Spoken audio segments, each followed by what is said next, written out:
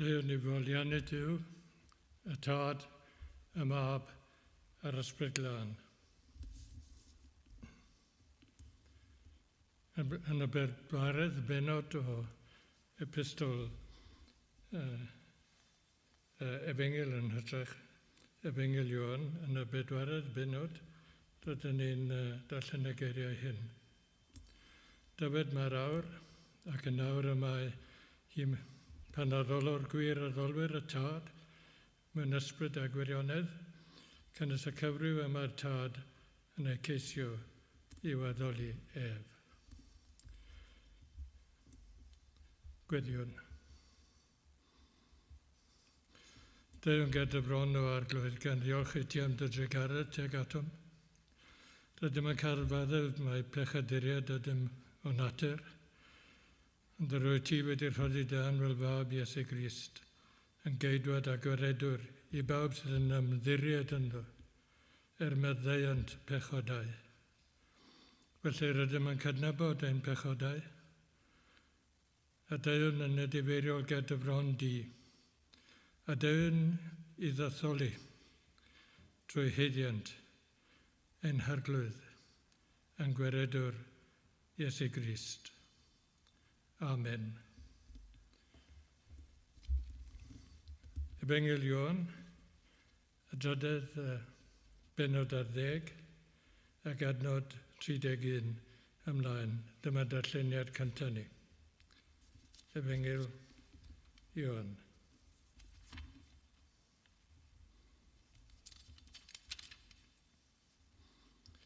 Yna wedi iddo funed allan, yr Iesu a ddywedodd, yn awr a gogoneddwyd mab y dyn, a diw a ogoneddwyd ynddo ef.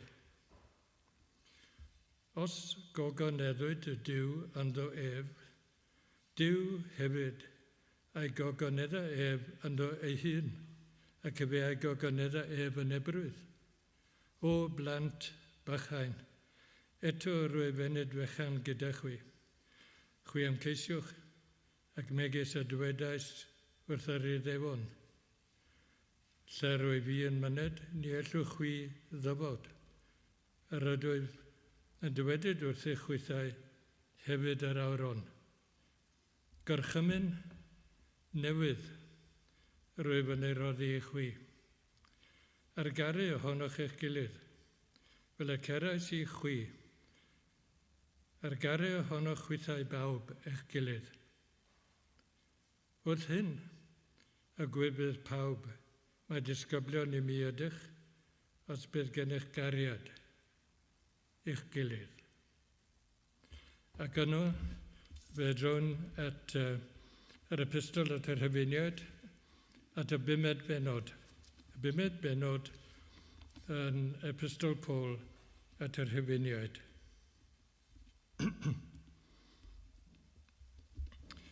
Am hynny, gan ein bod wedi yn cyfiawnhau drwy ffydd, y mae gennym heddwch tuag at Dduw trwy ein harglwydd Iesu Grist.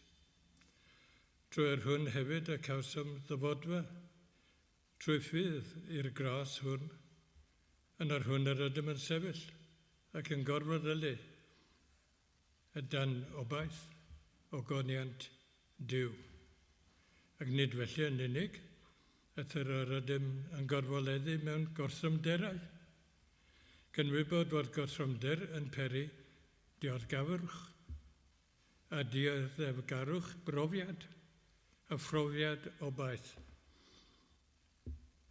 Y gobaith ni chyfylyddio am bod cariad Duw wedi ei dywallt yn y calonnau ni, drwy'r ysbryd glân, ar hwn a roddwyd i ni. Cynnes Crist, pan oeddem ni eto yn weiniaid, mewn pryd a bydd farw dros yr aniwiol, oblygyd braidd y bydd neb farw dros ein cyfiawn, oblygyd dros y da, ysgatfydd fe fyddio un farw hefyd. Eithir y mae Duw yn canmol ei gariad tuag atom, oblygyd yna ni eto yn bechaduriaid i Grist farw trosom ni. Mwy yn tai o lawer, a ninnau yn nawr wedi yn cyfiawnhau trwy ei waed ef, yn hychybur rhag digofaint trwy do ef, gynnysos pan oeddem yn elonion, yn heddychwyd a diw trwy farwolaeth ei fab ef. Mwy o lawer wedi ein heddychu yn hychybur trwy ei fywyd ef, ac nid hynny yn unig, eith yr gorfoleddu yr ydym hefyd yn diw trwy ein harglwydd Iesu Grist, trwy yr hwn yr awr hon, y derbyn iasom, y cymod. A byddai'r bendith diw ar y darlleniad o'i air sanctaidd ef. Amen.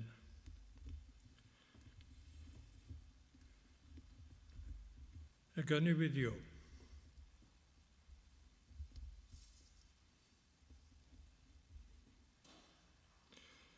O arglwydd yn diw,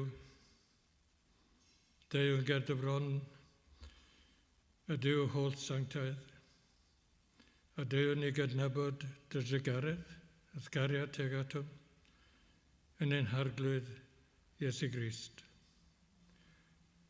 Diolchwn am ein cyfiawnhad drwy'r os, yr sail yr hyn a wnaeth yr Iesu, gan roddi ei hunain a'n aber dros yn pechodau. Diolch yn i ti am dywalltiad yr ysbryd glân yn y calonau. Fel y gallem ymateb bydd Cariad teg atom, a drwy dy gariad di a dy gariad yn holl galon, a cariad cymydog fel ein hunain. Gorfoleddwn o arglwydd yn o ti drwy Iesu Grist yn harglwydd, a trwy yr hwn y derbyn iasom y cymod, a'r glanhad drwy waith yr ysbryd glân. Diolch yn i ti am waith a thystiolaeth yr eglwys hon, a bydde dyfendith ar ei thystiolaeth drwy Iesu Grist yn harglwydd, nid yn unig i'r gynulleidfa yn ymgymell yma prynhawn yma, ond yr rhai sydd ar y wefan yn gwrando ac yn gweled ac yn ystyried ac yn ymateb i ddwirionedd. Edrychwn at y dyfodol, gorfoleddwn yn y gogoniant sydd i ddafod. Diolch yn i ti am rando yn gweddiau personol ac unigol, beth bynnag yw yn sefyllfa. Diolch i ti am wrando gweddiau yr eglwys. Bydde di'r arglwydd Iesu gael ei ogoneddu. Bydde di'r efengil gael lle yng nghalonau pobl yn gwlad unwaith eto. Ac i bobl deimlo rhywbeth o awel o galfari a fryn. A gwaith yr ysbryd glân, a nerth yr ysbryd. Un cynorthwyo yn y tystiolaeth, yn y lle rwy ti wedi ein rhoddi ni, yn ein cartrefi, yn ein gwaith, yn ein hysgol, a lle bynnag y bom o wythnos i wythnos, a gad i ni gadw'n llygaid arna ti o ddiw ein tad a'n harglwydd Iesu Grist. Diolch yn ti unwaith eto am feddeiant ein pechodau, pechodau mawrion, pechodau bach, a beth bynnag yw yn sefyllfa ysbrydol o arglwydd, clyw ein cri, a tyryd atom, tystyria atom, a maddau ni o arglwydd yn holl bechodau, a gad i ni gadw tystiolaeth cywir, tystiolaeth dda, ein gwaredwr Iesu Grist yn harglwydd. Amen. Ac yn awr fe ganwn yn ddawel anen calonau. Y cyntaf o'r ddau emyn fyddwn ni'n ei canu y prynhawn yma.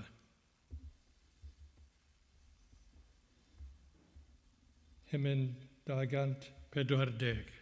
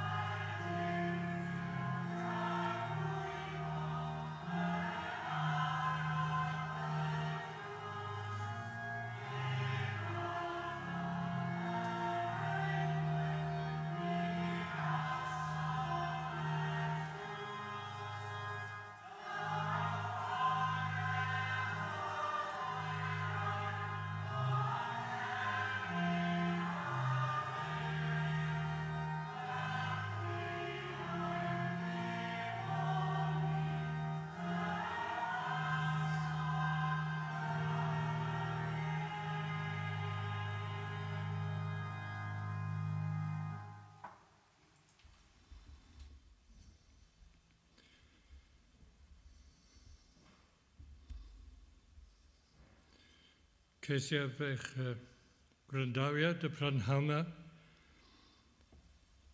i'r gairiau'r Apostol Paul a gair yn yr epistol at yr Rhufeiniaid, adrodded benod ar 10 ac adnodau 8 hyd at y 10fed. Rhufeiniaid, penod 13 ac adnod 8 hyd at adnod 10. Na fyddwch yn noled neb o ddim, o dogaru bawb eich gilydd. Cynnes yr hwn sydd yn caru arall a gyflawnodd y gyfraith. Cynnes hyn, na o dyneba, na ladd, na ladrata, na ddwg gam dystiolaeth, na thrachwanta. Ac o does un gorchymyn arall, y mae wedi ei gynnwys yn gryno yn yr ymadrodd hwn. Car dy gymodog fel ti dy hun. Cariad na ni wna'r rwg i'w gymodog. Am hynny cyflawnder y gyfraith yw Cariad. Yn y rhan gyntaf o'r benod hon, mae'r Apostol Paul yn trafod ein perthynas ar wladwriaeth yn gyffredinol a'r awdurdodau sydd yn llywodraethu dros ein gwlad. Y llywodraeth a'n gwlad. Rydym yn cydnabod swyddogaeth y wladwriaeth i arwain a cadw trefn ar gymdeithas ac amddiffyn y deyrnas rhag ei gylynion. Rydym yn cydnabod hefyd ein dyletswyddau ein hunain i'r awdurdodau lleol ac awdurdodau gwleidyddol. A gan esiampl daliad trethu, ond hefyd dangos parch at y rhai sydd ac awdurdod drosom. Dyna be gewn ni yn y rhan gyntaf o'r benod. Ac yna mae Paul yn trafod ein perthynas personol a'n gilydd a'n cymdogion. Mae hyn yn bwysig. So rhai yn dweud bod hyn yn holl bwysig. A mae'n trafod ein dyledion tuag at eraill, pobl yn y gymuned yn gyffredinol, yn hygwyd tuag atynt ac sut ydyn ni'n ymateb iddynt. Rhaid bod yn ofalus gyda unrhyw drefniadau ariannol. Nid yw Paul yn gwahardd benthygiadau morgais er mwyn prynu modur neu prynu tŷ, ond mae rhaid bod yn ofalus a talu ein dyledion. Ac nawr, rydym am ystyried ein perthynas a'n cyd-ddyn. Ac angen dangos cariad.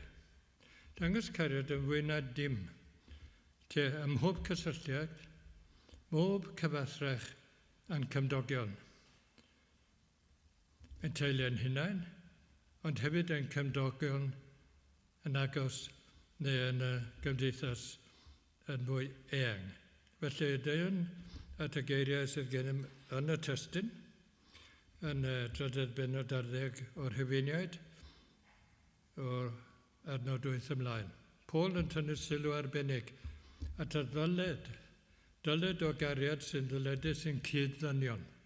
Dyna'r pwnc a dyna'r pwyslais. Cariad sydd yn ddyledus gen i chi a fi'n i'n cyd-ddynion. Ac yn y cyswllt ar y canlyniad i'r hyn o wnaeth Duw yn yr arglwydd Iesu Grist un mwyn. Beth wnaeth yn y ddyfodiad i'r byd, ei fywyd perffaith, ei angau ar galfari, ac mwyn yr hyn o wnaeth yn hachawdwriaeth. Dyna'r cefndir, a dyna'r sylwedd. Mae Paul yn dweud, ni fyddwch yn noled neb o ddim, dyled i neb, ond o garu bawb eich gilydd, meddai, cynnes yr hwn sydd yn caru arall a gyflawnodd y gyfraith. Wel, dyma'r rhaidrwydd, bod yn rhaid i ni ddangos cariad. Ni fyddwch yn noled neb o ddim, meddai'r apostol, ond o garu bawb eich gilydd, dylem dalu'r hyn sy'n dyledus gennym, hebethu yn teliadau, gwneud pob ymdrech i anrhydeddu ein oblygiadau ariannol, ac fe ddylem garu ein gilydd bod rhan o'n cyfrifoldeb. Ein cyfrifoldeb i geisio lles ac i geisio daioni yn cyd-ddyn. Ie, dyna'r rhaidrwydd. Dyna pam ddylen ni garu. Daioni, lles yn cyd-ddyn. Efallai ymhethau materol, ond mwy pwysig i gyd ymhethau ysbrydol. A wedi'r rhaidrwydd mae Paul yn pwysleisio y cymhelliad. A mae'n dweud canys yr hwn sydd yn caru arall a gyflawnodd y gyfraith. Dyna'r cymhelliad. Sylwn nad yw'r gweirgariad yn rhywbeth fwynpwyol ar amrant, ond ei fod yn gysylltiedig ar gyfraith, y gyfraith foesol, ac mae'n dangos ym mha ysbryd, a mae cadw ac ac y mae i fyddhau i'r gyfraith wesol. Ie.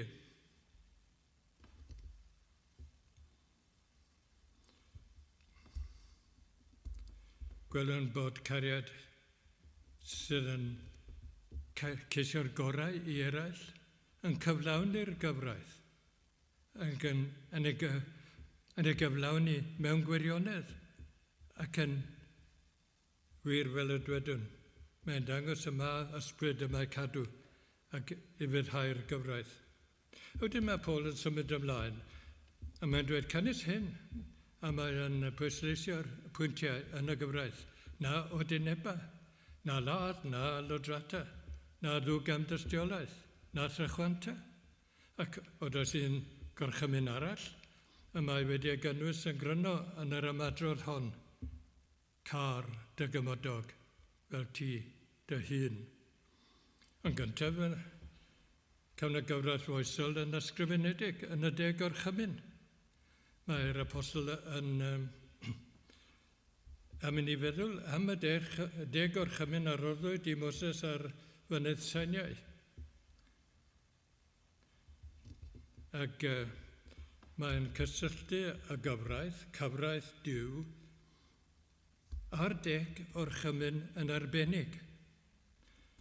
Yn nodir mewn termau a gwaharddiadau negyddol. Pam?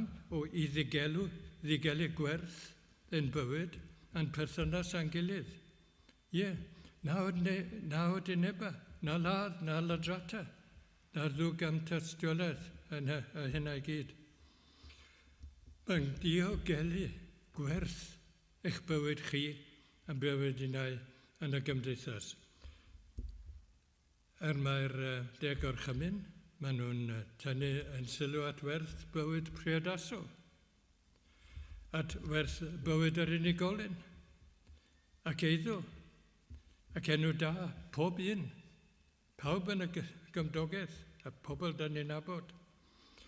Ac yna, fe grynhoi'r y gorchmynion at ei gilydd.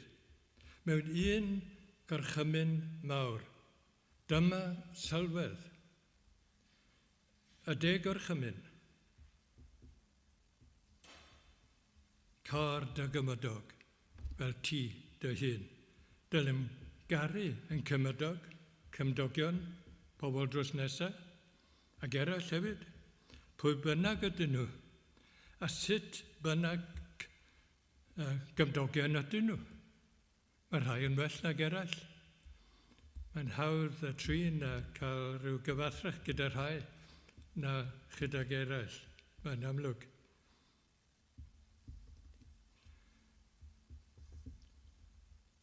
Ac yna mae Paul yn crynhoi y gorchmynion. Maen nhw'n cael eu crynhoi at ei gilydd mewn un gorchymyn mawr, car dy gymodog fel dy hun. Dyle mae garu'n cymydiol? Ie, wel, dyle mae caru fel rydym yn caru ein hunain. Mae'n debyg bod ni yn caru ein hunain. Mae'n rhywbeth rhyfedd os ydyn ni ddim yn caru ein bywyd. Ac os ydyn ni'n Gristnogion yn caru Crist a caru ein tystiolaeth. Caru ein hunain. Ond yr honiad mae'r apostol Paul yn ei roi ydy hyn. Bod cariad ni wna rwg yn gymydog, ac am hynny meddai. Cyflawnder y gyfraith yw cariad. Mae yna honiad a mae yna gasgliad yn y geiriau hyn. Yr honiad am cariad. Nid yw wir gariad yn pwrpasu niwed mewn gair neu weithrwyd i unrhyw gymydog. Dim o gwbl gwir gariad. I'r gwrthwyneb, mae'n ceisio lles bob un.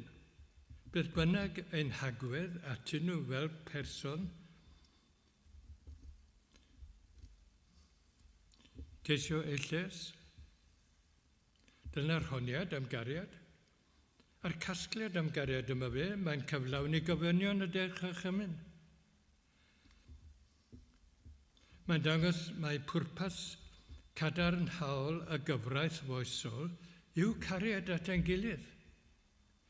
Mae'r deg o'r chymyn yn dangos i ni sut bechaduriaid ydy ni. Yn wir mae'n gwneud hynna. Ond mae yna bwrpas mwy i'r ddeddf.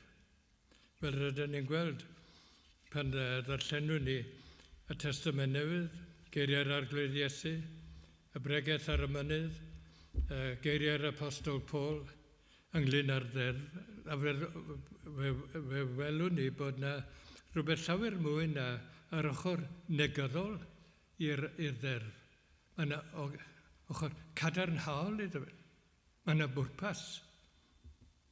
Dyna mae'r Cristnogion fod ymysg y pobl mwyaf cariadus, y pobl mwyaf gofalus, gyfalgar, ystyriol, pobl mwyaf cymdogol, pobl mwyaf cymdeithasol. Ond o ble mae'r cariad hwn yn dod? Dydy o ddim yn naturiol. Dydy o ddim yn reddfol yn ein cymeriad ac yn ein natur. Nag ydyw. O ble mae'r cariad yma'n dod? Mae'n dod o'r Ddiwrth Dduw. Ac mae'n cael ei ysbrydoli gan yr Ysbryd Glân fel y darllenir yn y 5 bennod. A mae'n dwyn tystiolaeth. Yr Ysbryd Glân yn dwyn tystiolaeth am fywyd, a gwynedogaeth, a dioddefaint, am arwolaeth yn Arglwydd Iesu Grist, yna ar Galfaria. Dyna gariad, cariad y Duw, yn ymddangos ac i'w gael yn yr Arglwydd Iesu Grist. A dyma ddywed yr apostol yn y 5 bennod, yn y dechreuad o'r bennod, gan ein bod ni wedi'n cyfiawnhau drwy'r ffydd. Mae'n ysgrifennu ar Gristnogion yn Rhufein. Gan ein bod wedi'n cyfiawnhau drwy'r ffydd, mae gennym heddwch tua'r Dduw trwy'n Arglwydd Iesu Grist. Trwy'r hwn hefyd y cawsom ddyfodfa trwy ffydd i'r gras hwn.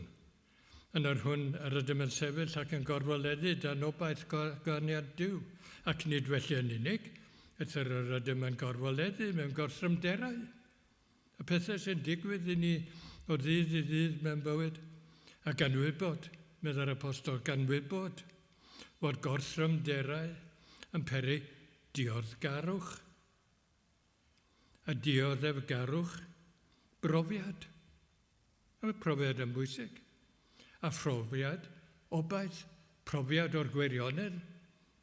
Mae yna obaith a gobaith ni chywelyddia am fod cariad Duw wedi ei dywallt.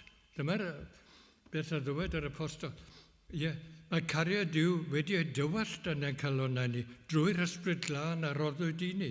Either yma Duw yn canmol neu cymeradwyo ei gariad tuag atom, o ble gyda ni eto yn bechaduriaid i Grist farw trosom. Dyma amlygiad o gariad a Duw yn yr hwn yr ydyn yn credu.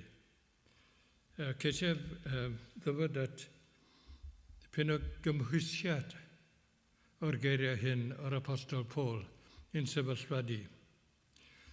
Ystyriwn y berthynas rhwng cariad a'r gyfraith, y gyfraith foesol. Ers y 60au, wel, mae nifer o'n chi, da chi ddim digon hen, efallai, i fyw trwy neu brofi y dyddiau hynny, 60au yn y ganrif gynt. Ers y 60au, gyda'r hynna elwyr, y ffactor teimlo'n dda.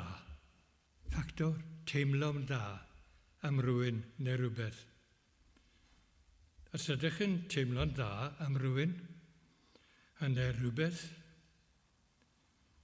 rhaid iddo fod yn iawn. Rhaid iddo fod yn dderbyniol. Y term technegol yw moeseg. moeseg sefyll fawl. Y dibynnu'r sefyllfa a hynna. Bellach mae'r farn hon wedi cael ei harddel drwy'r blynyddoedd, nid yn unig yn y gymdeithas yn gyffredinol, ond hefyd ymhlith rhai arweinwyr eglwysi Cristnogol, proffesiedig. A mae'n cael ei cymhwyso i fywyd eglwys a'r teulu, a phob math o berthynas rhwng ddau berson bydded wrw neu benyw. Ond magl, oedd twyllt ydyw ffactor y teimlo'n dda. Os ydych chi'n teimlo'n dda am rhywbeth, am eich berthynas, dydwch, neu rhyw sefyllfa rydych chi ynddo. Os ydych chi'n teimlo'n dda amdano heddiw, pwy sydd i ddweud byddwch chi'n teimlo'n dda amdano y bore? Neu yn y dyddiau sydd i ddod? Wel, mae gen nifer o bobl y syniad y dyddiau hyn bod unrhyw fath o berthynas rhwng ddau berson sy'n honni ei bod yn caru ei gilydd yn berffaith rhesymol ac yn gyfreithlon ac y dylai gael ei gydnabod gan y gymdeithas yn gyffredinol. Unrhyw fath o berthynas. Beth am y rhyddid rhywiol a sonir amdano yn y cylchgronau ac yn y papurau sgleiniog, y papurau poblogaidd, rhyddid rhywiol, ymarferir heddiw gan nifer o ddynion a menywod yn ein cymdeithas, maen nhw'n dweud, cymdeithas oleuedig.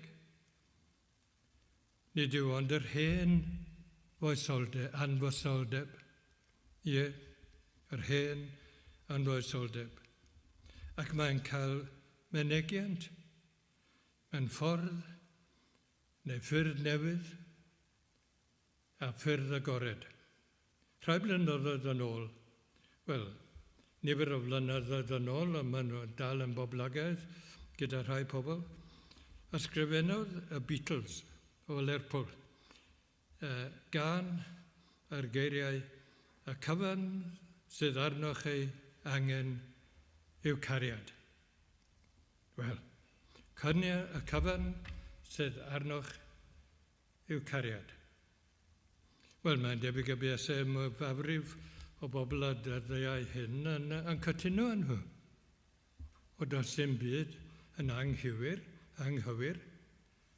Does dim broblem gyda hynna, dim o gwbl. Ond mae Paul yn mynd ymhellach gan gysylltu gwir gariad ar ddeddf moesol, sefydeg orchymyn. Cyflawn a gwir gariad o ddynion a phwrpas a ddeddf Dyw. Niferau llawer yn y gymdeithas yn siŵr, a gymdeithas gyfoes, a cymdeithas rydyn ni'n byw ynddo yn yr amser presennol. Niferau llawer yn cytuno hynna. Ond dyma ddweud Paul, bod yna gysylltiad union gyrchol rhwng cariad a deddf moesol y deg orchymyn. Dod at air Duw. Mae'n hanfodol bod chi a fynnau yn dod at air Duw yn y Beibl i ddarganfod beth yw gwir gariad. A lle gallwch ddod o hyd i'r cariad sydd yn gariad yn wir. Gallwn ddim ei gael a dylem ddim gadael i'r byd lunio ein diffiniad o beth yw cariad. Na dim o gwbl. Os ydych chi'n dibynnu ar y byd, y syniadau poblogaeth, y dyddiau cyfoes, wel, ydych chi'n mynd perygl mawr.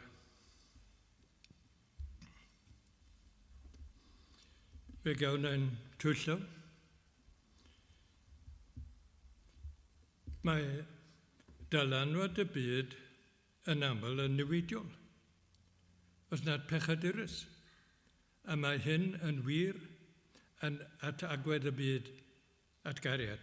A mae Cariad yn ôl athrawiaeth yr arglwydd Iesu ac athrawiaeth yr Apostol Paul.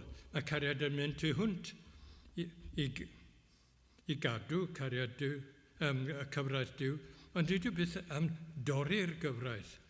Mae'r gorchymynion yn ein gwarchod rhag unrhyw ddiffiniad annigonol o gariad ac yn darparu safon wrthrychol i ni allu profi ein hunain a'n gweithredoedd.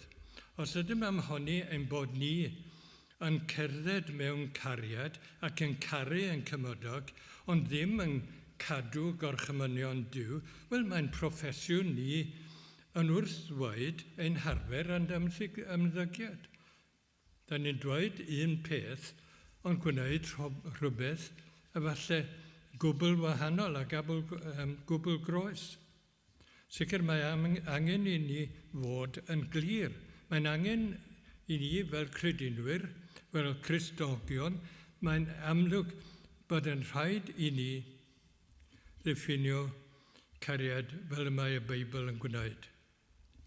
Mae angen bod yn glir am ddiffiniad nid yn unig y Beibl, ond yn rhyddid. A mae'r Apostol Paul yn glir ynglyn â'r peth yma. Ein rhyddid Cristnogol. Rhaid i ni gofio beth y ddweud Paul am gariad ar gyfraith foesol. Mae'n dweud yn yr epistol at y Galatiad yn y 5 bennod, nad oedd yn adnod 30 ac yn dilyn, cynnes i ryddid eich galwyd chwi. A mae'r rhaid yn dechrau meddwl am nhw'n siarad am yr agwedd hon o'r epistolau Paul. Beth am y rhyddid sydd gennym? Wel, nid rhyddid i anwybyddu'r gyfraith yw yn rhyddid yn yr arglwydd Iesu Grist, ond rhyddid i ymarfer y math o gariad sy'n cyflawni'r gyfraith foesol. Beth bynnag y ddweud yr Hen Testament am gyfraith Moses, mae'r gyfraith foesol yn dal i sefyll a pharhau. Dyda ni ddim yn gorfod cadw cyfraith ym mhanol cyfraith ynglyn â'r seremoniau a hynna ac ar rhai eraill sydd yn yr Hen Testament yn gyfraith Moses. Ond mae yna le i'r gyfraith foesol. Mae'r gyfraith foesol yn cario ymlaen. Beth bynnag y ddweud yr Hen Testament a cyfraith Moses. Mae'r cyfraith foesol yn dal i sefyll a pharhau. Nid yw wedi newid, yn syml mae wedi dod yn bethau elwyr yn rheol bywyd. Rheol bywyd. A beth mae y rheol bywyd yn ei wneud? Ein cyfeirio at gariad. Cariad ag at Dduw a'n cydyn. Gwir gariad. Cariad sydd yn dderbyniol ger bron Duw a dynion. Fe, fel credinwyr, dylem fynegu yn ffydd trwy wadau ein hunain. A dangos cariad at Dduw a'n cydyn. Dylem geisio hyrwyddo lles materol a lles ysbrydol yn cydyn. Dylem gofio bod rhyw hunanwadiad ac ynglyn â rhai o'n dyheadau personol a'n tueddiadau naturiol, bod hyn yn agwedd hanfodol o fasoldeb Cristnogol. Dylem ofyn yn hunain, yn wir dylech chi a finne, ofyn yn hunain mewn sefyllfa neu unrhyw gyfarthach, beth yw'r peth mwyaf caradus i'w wneud? Yng ni y gwirionedd a deddf Duw, roedd Paul yn gwybod wrth gyflwyno yr athrawiaeth hon a mae'n rhyddid Cristnogol, bod 2 berygl i'w hysgoi. 2 berygl. Perygl a enwir yn cyfraith londeb, cyfraith y pwyslais ar gyfraith, sef cymryd agwedd ddeddfol at y ffydd a bydd a bywyd yn gyffredinol. Di hwn neu hwn yn iawn neu ddim, yn iawn neu ddim. cyfreithlondeb ac yn yr agwedd arall yn hollol, sef antinomiaeth, sef diestyrru gofynion y gyfraith mosel i gyd. Oedd hwnna'n perthyn i'r Hen Testament, ond mae hynna'n anghywir. Mae Paul yn dyfynnu o'r Hen Testament. Nifer y bwyntiau yn gyntaf, rhyddid Cristnogol yw rhyddid i arfer y ffydd a dangos cariad o fewn ffiniau'r gyfraith foesol. Bydd unrhyw'n dybio bod Duw wedi newid ei safonau. Dydy Duw ddim wedi newid ei safonau moesol yn y Testament Newydd. Fel y gallwn nhw wneud beth bynnag y fod nhw'n cyn belled ac yn bod yn honni yn bod yn caru yn gilydd. Nid yw safonau Duw wedi newid, nag ydyw Duw ei hunan wedi newid. Nid yw deddf foesol Duw wedi newid, na'r oblygiadau i'w chadw. Mae gwir Cariad yn cydnabod y gyfraith. Nid yw Cariad yn disodli'r gyfraith, ond yn hytrach yn ei chyflawni. Yr ail bwynt. Rhaid i ni sylweddoli bod llawer o bobl y dyddiau hyn, a rhai credinwyr proffesedig o'r farn bod, a dyma be nhw'n dweud, maen nhw o'r farn bod Cariad yn gwybod ei feddwl ei hun. Mae'n debyg, efallai bod chi wedi clywed y geiriau yna, bod Cariad yn gwybod ei feddwl ei hun.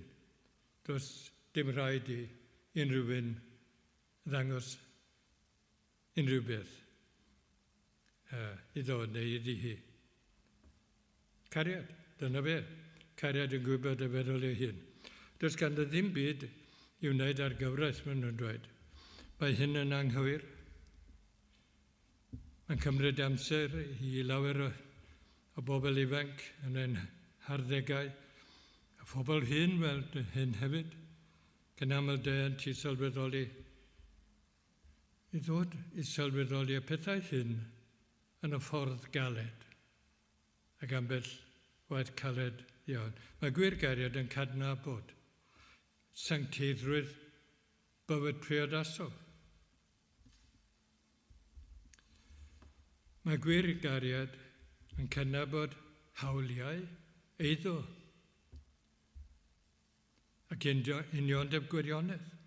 Nid yw'n chwynychu unrhyw beth sy'n perthyn i unrhyw berson arall. Gwir Cariad.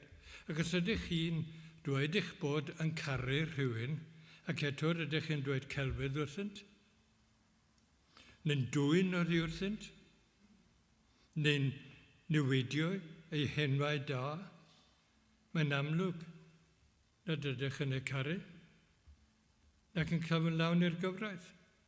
Ac gellir dadlau felly nad yw eich syniad chi o gariad yn wir gariad o gwbl. Felly, da ni'n dysgu o'r ffeithiau hyn bod credinwyr fel Cristnogion nid ydym yn rhydd i ddiestyru na gwrthod y gyfraith foesol. Mae rhai yn siŵr, mae rhai sy'n gwrthod unrhyw rhan o'r gyfraith, cymryd enw'r arglwydd yn ofer, anwybyddu dydd yr arglwydd, diastyru sancteiddrwydd priodas a bywyd teuluol,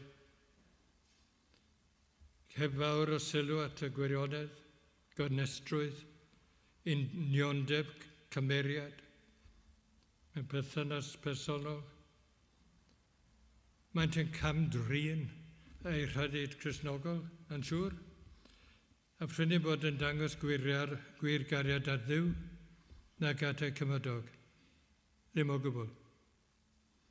Dylem allu dweud ac adwybod da. Dylech eithau, dyle finnau. Ddweud wrth y mewn hunain ac i eraill rhywbeth fel hyn. Byddaf yn cadw fy nghyfamod priodasol ac anrhydeddaf gyfamod fy nghymydog. Byddaf yn maddau i'm cymydog pan fydd yn fy nghamdrin. Byddaf yn parchu ei eiddo trwy bwydio a'i ddwyn. Dywedaf y gwir wrtho pan siaradaf ag ef, a llawen ychaf yn y bendithio ar oddod ac arydd diw iddo. A hyn i gyd yn hytrach na chwenychu ei nwyddau a'i feddiannau. Gallwch chi ddweud hynna? A finne. John Murray, yr athro John Murray, roedd yn Westminster yn Philadelphia, athro diwinyddol o'r Alban. Dyma ddywed John Murray am y pwnc. Mae gwir gariad yn llifo yr hyd sianel, cyfraith, ddiw. Wel, mae hynna'n ardderchog, ond mae hefyd yn ymarferol yn dydy. Mae gwir gariad yn llifo yr hyd sianel, cyfraith, ddiw. Dwi'n dod at ddiweddglo neu gasgliad i'r hyn a welwn ni yn y geiriau hyn gan yr Apostol Paul. Dyma fwriad y Duw.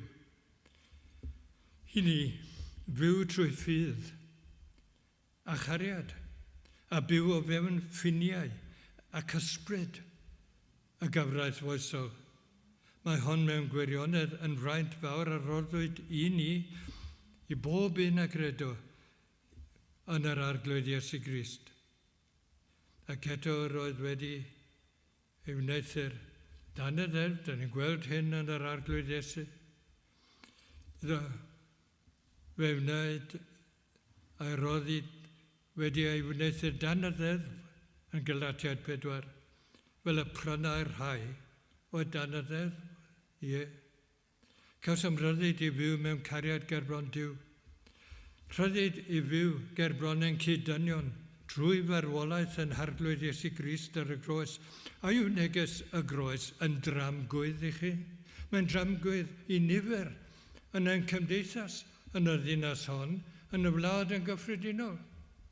Yn dramgwydd. Os felly rydych chi'n dal yn eich pechodau.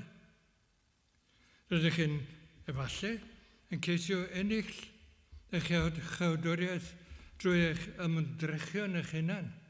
A dydy gwir gariad sydd yn dibynnu ar yr efengil ac ar waith yr ysbryd glân yn eich calon. Mae hwnna'n bell o'ch meddyliau chi. A dyna lle ydych chi ar y pryd. Mae negus y groes yn eich galw i ffydd.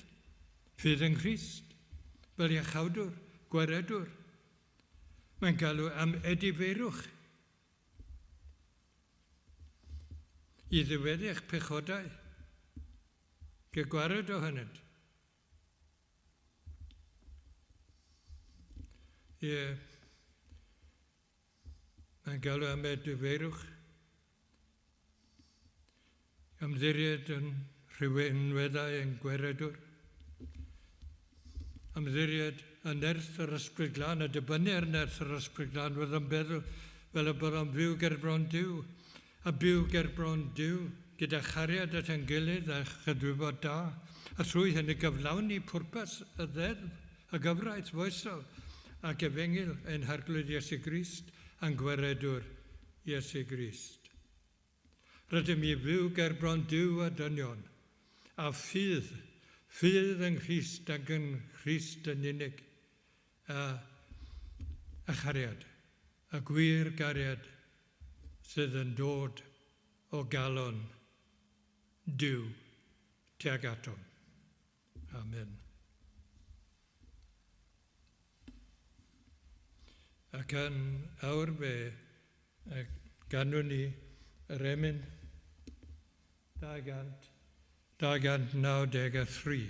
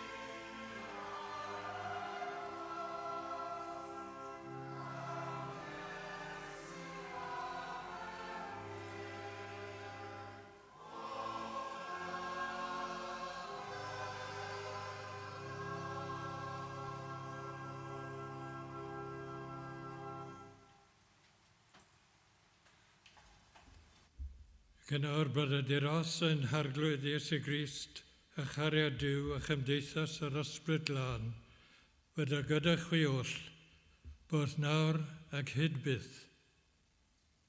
Amen.